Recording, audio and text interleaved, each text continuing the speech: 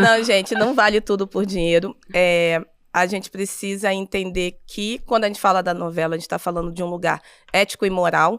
E se a gente for olhar hoje as nossas novelas da vida nas redes sociais, né, a gente vê que tem uma busca incessante desse vale tudo por dinheiro, né, que vamos tocar nesse ponto daqui a pouquinho.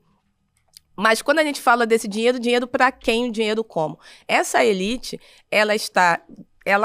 a elite do atraso coloca, né, que como que foi constituída a sociedade brasileira? A partir da apropriação de terras, a partir das desigualdades de quem poderia trabalhar, de quem não poderia trabalhar, de quem poderia ter acesso à saúde, de quem não poderia ter acesso à saúde, de quem deveria ter sua liberdade e de quem deveria ser escravizado. Então, essa elite de 1%, que detém 63% da riqueza do país, continua colocando que, não, mas se a gente for fazer uma renda básica, renda universal básica, não tem como é que eu vou sair do meu lugar do mérito para o lugar democrático de acesso a direitos? Então, uma elite escravocrata, é uma né, elite Nina? escravocrata que sempre usurpou de tudo e de todos e, ao mesmo tempo, utiliza de valores que chamam de valores comuns, que é, se você tentar, você consegue, mas partindo de um outro lugar, partindo do lugar do privilégio. Então, extremamente vale tudo por qual dinheiro? Quem tem dinheiro? E o que é dinheiro no país? Mas tem mais um detalhe que queria acrescentar a isso que você está falando, que eu acho que eu concordo total e acrescentaria esse aspecto.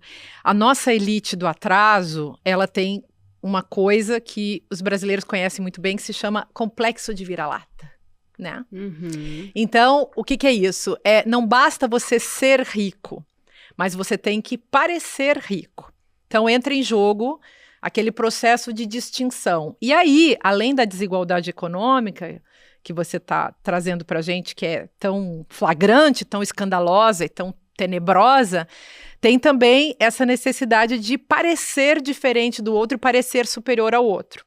Então, as pessoas acham que todo mundo tem... Eu até escrevi um livro sobre isso, né, gente? O meu complexo de vira-lata é sobre isso. Nossa, irmão, deixa eu mostrar. Eu faço isso muito bem. Lê ali Elite do Atraso e lê o Complexo de Vira-Lata junto, porque o Complexo de Vira-Lata fala justamente dos processos de humilhação. Então, não basta você ter uma empregada, é preciso humilhar a empregada.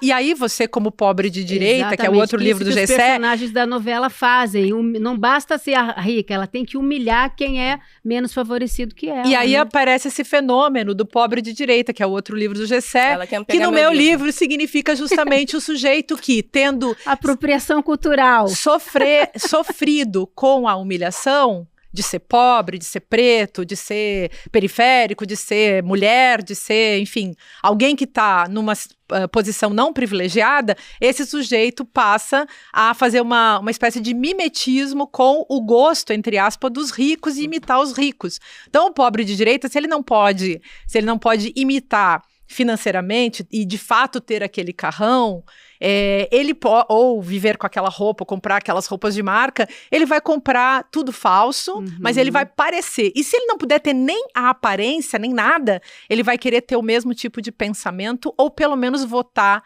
no mesmo líder autoritário. Esse é um jogo podre. É por isso que aquela frase do Paulo Freire é mais atual do que nunca, né? Que é: quando a educação não é libertadora, o sonho do oprimido é se tornar opressor.